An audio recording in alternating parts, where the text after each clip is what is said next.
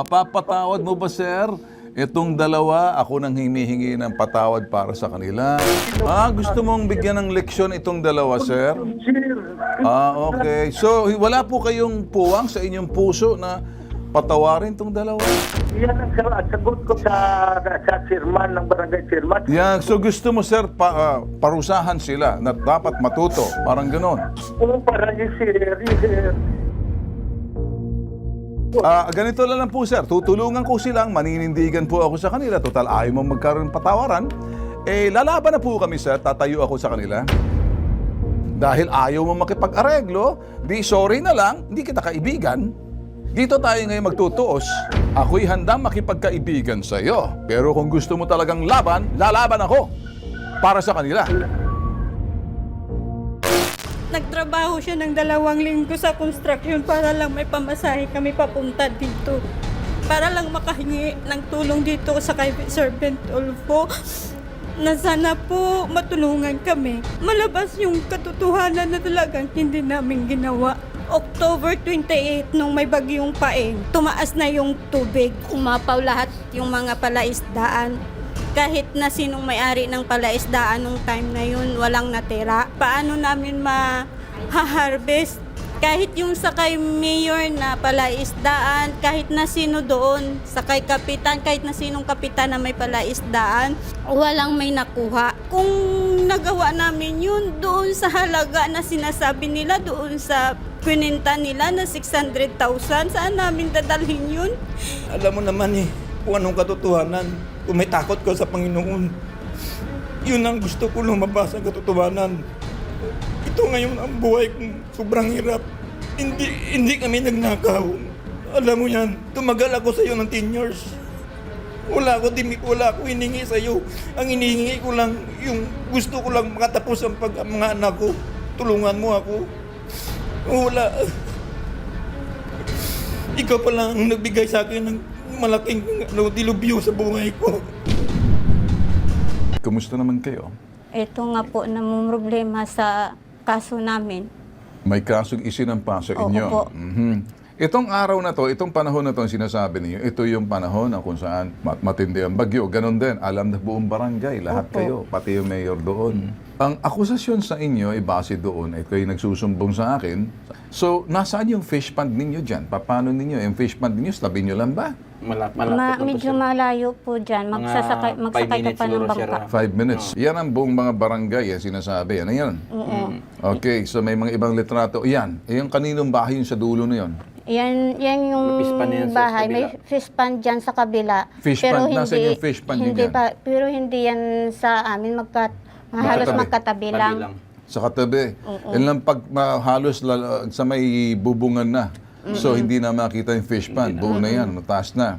Opo. So, kumusta man yung fish pond sa kabila? Ubus lahat? Halos lahat po ubos. Buong panay, sir. Buong panay. Yung fish pond sa inyo, ganun din. Oo, hanggang Opo. dito, sir, ang tubig ko. Okay. So, lumagpas lahat yung mga, nakawala yung mga bangos ninyo kung saan-saan. Opo. Maraming nakita to ng mayor ninyo roon. Ganon, siyempre. Inikot din po nila yun lahat. Oo. Tapos sa barangay, may record din po. Mhm. So, rahat ka. Kasi, state of calamity that time, hindi ba? Pero yung itong araw na to, panahon to, November to, ito yan November makikita. po yan. So, November, anong mga... November, na yan October 29 po yan na October 29. na tubig. Na Oo, tubig, October nung masira 29, lahat. 2022, opo. So, nung November, nagkasunod pa rin uli ng bagyo. November din. Yun- to na yun na yun. nagkupa ang November, naghupa ng baha. Sira na yung mga... So, sira na yung mga fish pond nung November. Ganyan ang itsura noon. Diyan malapit yung fish pond ninyo na wala ka nang makita. So, apaw lahat. Nasaan yung mga hipon dyan? Paano yung hipon? At saka, ano ba yun? Lupa lang yun sa inyo? Walang semento sa lupa lang po, sir. Lupa lang po. Saan sagusan ang tubig dyan? Paano kayo pag nagde-drain kayo ng tubig? Saan dumadaan? Mayroon sa convert, sir, nga ano Okay. lang. Kina-convert. So, lahat yan, covered yan. Opo. Nasaan ba nakatira yung inyong pulis na retiradong may-ari? Nasa bayan na yan o sa ibang bayan? Sa Ibang city bayan, sa po. city po, sir. Sa Libas. Kumusta naman sa libas na magbagyo? Walang ganyan? Walang Wala, baha sir. doon. So, bakit may tumistigo sa inyo na kayo'y nagnakaw, kinuha raw, hinarvest ninyo? Yung nagtestigo na yan, sir, yung bahay nila, nakatirik din dyan sa lupa ng dati naming boss. At saka alam din po yan nung nagtestigo na dinaanan niya ng baha kasi kahit mismo yung tatay nun, isa rin sa tagabantay ng isang palaisdaan. Pero magkatabi yung palaisdaan ng tatay niya at saka yung sa amin na Para binabantayan. maintindihan ng lahat, Opo. Mrs. Kasi nagdedetalye ka na. Ang gusto kong ipakita sa buong barangay, sa buong bayan ninyo, ganyan ang itsura. Walang naligtas na mga gusto ko. Wala. Eh ano naman tong sinasabing may ninakaw kay mga kambing? Ano pa to? Yung sa Sige. kambing naman po, sir, hindi yun ninakaw kasi nga, yung kambing, alangan naman po, sir, na uunahin namin yung kambing nung pag-agato na unang baha kisa sa buhay ng mga anak namin. So inuna ninyong buhay, natural eh. Siyempre, unahin namin yung Sorry buhay ng na lang. anak namin. So namatay yung kambing. Oo, sir. Alam naman niya, sir. Sinabi ko naman eh. Alam niya. Nakita ba ng Municipal Agricultural Officer yung lawak ng kasiraan, yung mga namatay, ng mga hayop, dineklara ninyo, pati yung mga nasira ng mga isda at saka mga palaisdaan, nag-report kayo dyan sa barangay? Oo, meron siya. Meron isang record, sir, sa barangay. So meron kayong nireport sa barangay na ito yung ito yung naganap na sira yung inyong fish pond, dineklara nyo lahat yan. Okay, sige, ganito. Sa linya ng telepono ng Barangay Benantuan, Panay, Capiz, si Cap Marvin Bales. Cap, ano ba nangyari dito na naaawa ako rito sa dalawang mag-asawa?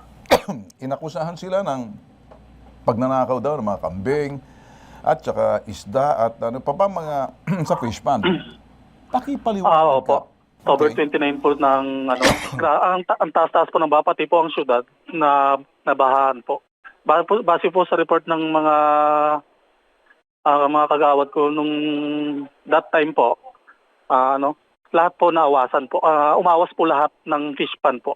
So walang natira. Dalawang baha po yung dumaan po sa amin, agaton, pati po ang paeng, ganun po. Wala So, po.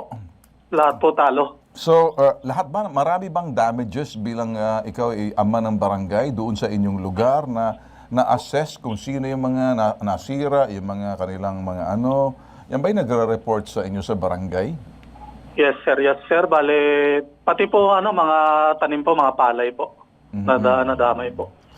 Ako'y naawa rito sa mag-asawa, sir, kasi sila ay kinaakusahan ng kalang amo na nag-harvest daw ng mga hipon, alimango, at isda, at mga Oo nga po. kambing.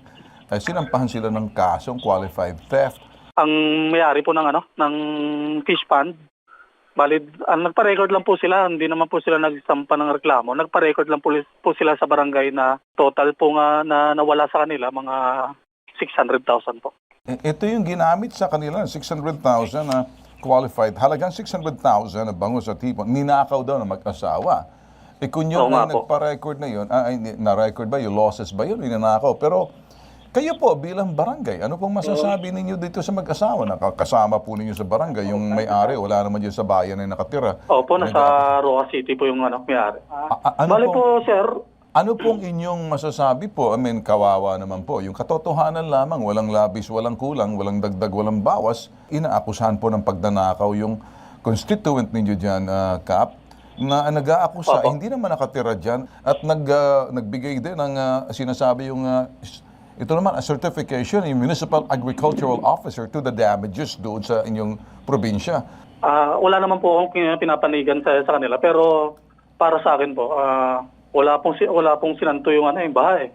Kahit sino po sa barangay namin lahat po nireport po namin dito po sa munisipyo, sa opisina ng agriculture po na wala po nakaligtas. Malaki bang kapinsalaan nangyari? Then ito pong paeng po noong October 29 po na Oh. tumama sa amin na tropical depression. Lagpas po sa sa karsada, Lagpas, sa concrete pathway po namin. Kaya po Opo. ako nagtatanong, sir, para siguraduhin ko lang po yung aking pag-iimbestigas. Pagtatanong ko po, kasi kung talagang umapaw, nagbumaha dyan, kahit na anong konkretong gagawin mo dyan sa fish pond mo, dumaan ng baha, kapag medyo lumagpas ang tubig, lalagpas po yan, maaanod po na madadala po yung mga isda. Kayo sasabihin ko Yung may-ari daw po ng January 2022, na-confine ho siya dahil sa acute appendicitis. Dahil sa sakit, kaya hindi niya natutukan ang kanyang fish pond. Nagulat na lamang daw siya na wala ng kanya mga isda. Kaya naantala ang kanya pagsasampa ng kaso dahil nagpapagaling pa ito. Handa rin siyang harapin ang kasong isasampa laban sa mag-asawa. Makiusap po kayo sa kanya ngayon. Sige na. Sige, kausapin niyo siya para mapaliwanag niyo dito. Sige, umapila kayo para sa kanya. Baka dito, sige, sabihin niyo. Boss, nandito po kami ngayon sa kay Sir Ventolfo. Humihingi po kami ng tulong sa kanya na makausap po kayo kasi sinubukan po namin kausapin kayo. Tumawag kami sa inyo, kaso lang sinabihan mo po yung asawa ko na pag magpakita, isang bala lang siya. Kaya natatakot na po kami makiharap sa inyo. Isang bala? Opo, sir. Okay. Alam nyo naman, boss, na yung inaakusan yung hinarbis namin noong nag-start noong November 8, 2022 hanggang November 20, 2022. Alam nyo naman po nakatatapos lang ng baha. At saka alam nyo naman po, boss, hindi namin yan magagawa. 10 taon na po yung asawa ko na nagtatrabaho sa inyo. Nakikiusap po kami, alam nyo naman po yung katotohanan. At saka naging inspirasyon rin po namin yung mga sinasabi nyo po sa amin na dati tagakuha lang kayo ng mga shells sa ilog para ipag-deliver doon sa may mga palaisdaan din nung maliit pa kayo. Kaya yun, boss, ang kinukuhaan namin ng hugot na mapatapos namin yung mga anak namin sa mabuting paraan kasi kayo rin mismo nagpapayo sa amin nun. Bakit ngayon, boss, nung umalis yung asawa ko sa inyo, bakit bigla nyo pong sinampahan ng kaso? Pwede nyo naman po kaming kausapin eh. Tatanong ko lang naman sa iyo, bakit naman, Johnny, umalis ka dito sa, kung ikay pinagkakatiwalaan, hindi mo inisip ba na baka mapilay? Malaman ko, sir, hindi mo na, sir, nag-usap mo na kami. Okay. Kaso, Pinayagan ka ba? Pinayagan niya ako, sir. Parang tingin ko mahal ka ng boss mo. Yes, sa akin- Mahalaga yung ginagawa sa boss mo. Baka hindi mo lang masyado kilala ang boss mo. Baka siguro gawa ng pag tumatanda, nagiging irritable, sigurado, dahil ikaw ang pinagkakatiwalaan ng business niya. Hindi mo ba naisip yun? Alright, sige, ganito na lang. Sa linya ng telepono ang boss mo, ano? Si Loremo Buhat. Sir, narinig mo ba, mahal naman kayo ng inyong amo sa mga tao, sir. Natatakot nga lang sa inyo. Ang sa akin, sir, ano bang issue natin dito? May takot lang sa inyo, sir. Kung titingnan, mahal po kayo, sir, ng inyong mga tauhan. Takot lang. Sir, siguro kung takot sila sa akin, sir, hindi kami nagtagal po so long of years. Oh, yun na nga, sir. 10 years daw po, sir, nakatagal sa inyo.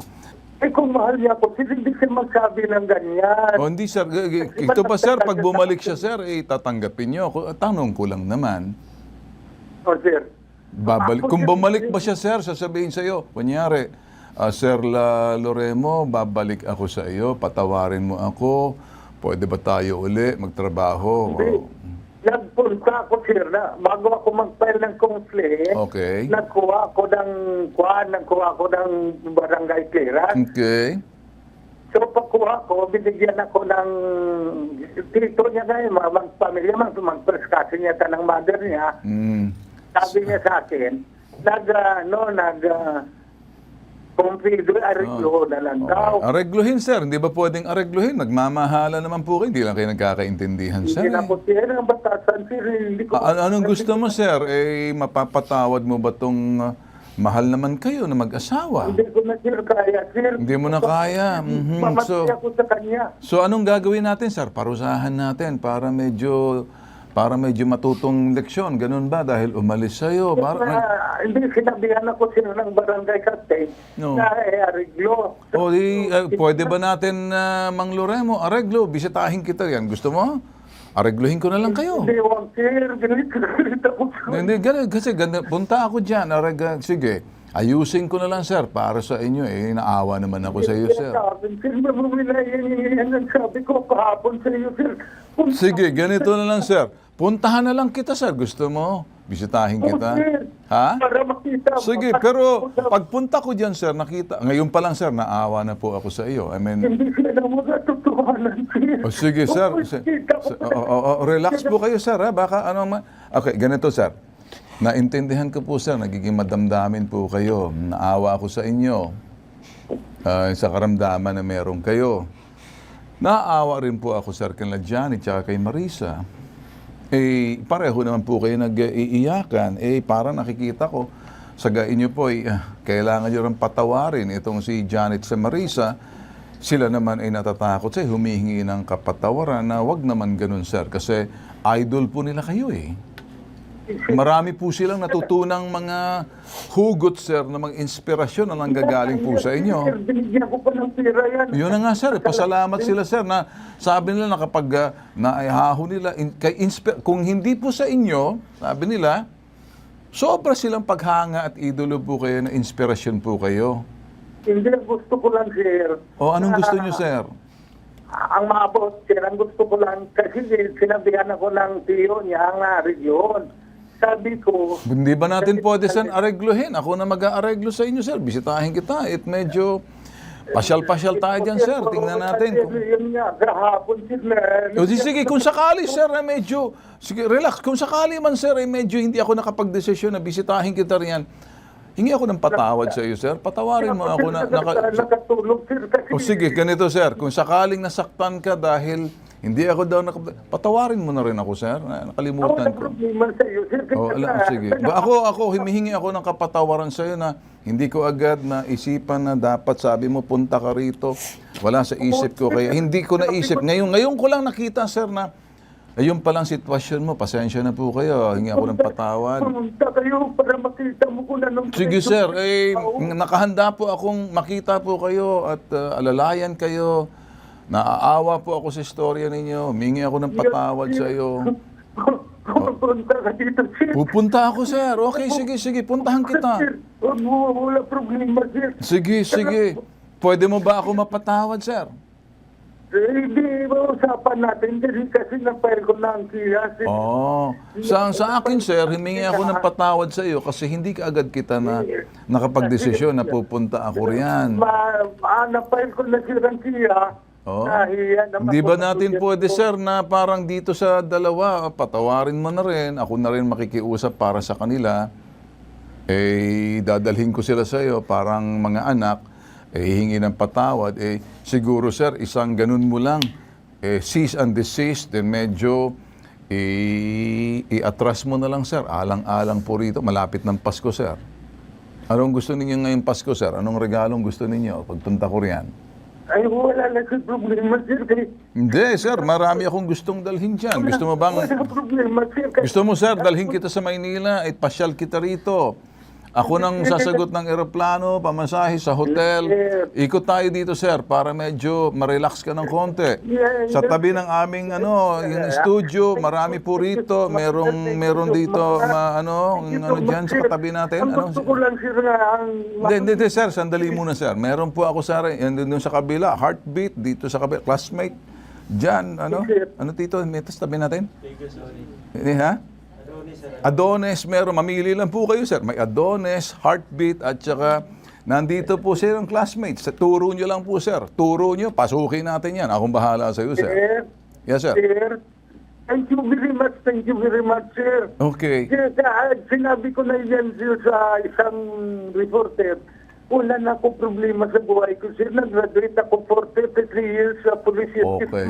Naintindihan ko nga, sir, na kayo'y retirado. Ano po bang ranko po nang kayo po'y nag-retire, sir? Kaya ang sinabi na naman ako sa kanya, anong iran after ko pa dyan? Okay. Sige, sir. Ganito na, sir. Mapapatawad mo ba, sir? Itong dalawa, ako nang hinihingi ng patawad para sa kanila. I-atras na lang natin, sir. Wala problema, pero ang ginawa sa akin, kailangan sila.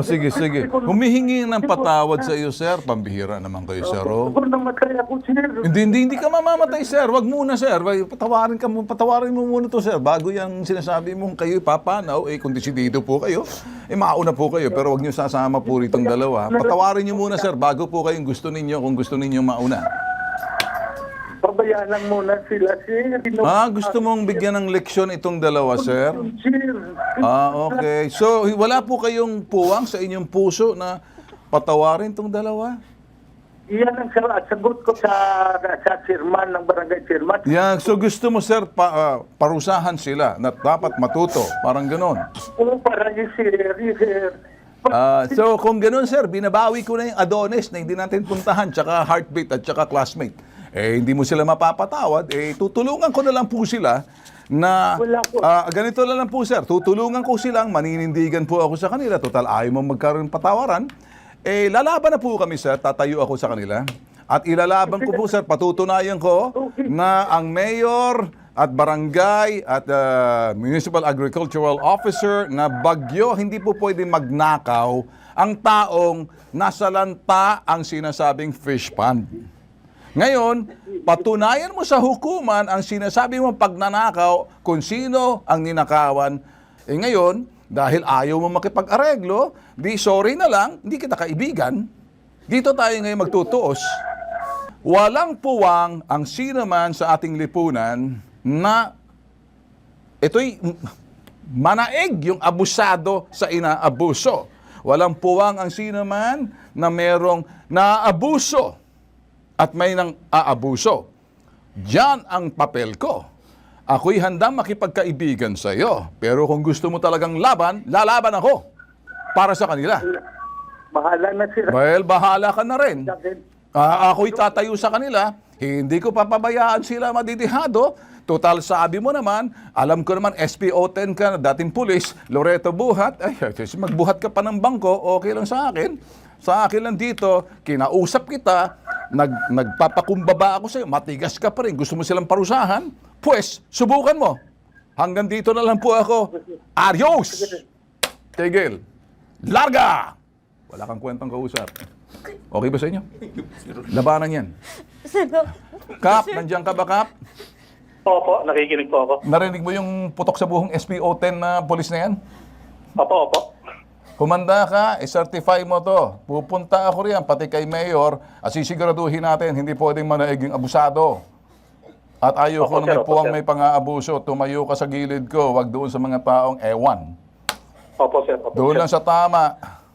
Walang labis, walang kulang. Totoo. Atin ko ng kasinungalingan. Doon sa mga inarte pa iyak. Hindi ko pupunta. Pero hindi kayo yun. Yun yung isa. Kayo okay lang. Higit sa sumbungan, investigahan, at anumang drama. LOL! Laugh out loud. Sino niloloko nyo? Higit sa sumbungan. Nag-iimbestiga po kami. Nag-iimbestiga kami. Ano mga reklamo, makikiusap kami. Pero pag medyo lokohan, kaya ko naman laruin yan. Lingwahe ko rin yan. Ay, ayaw ng solusyon at gustong ewan. Kaya ko naman.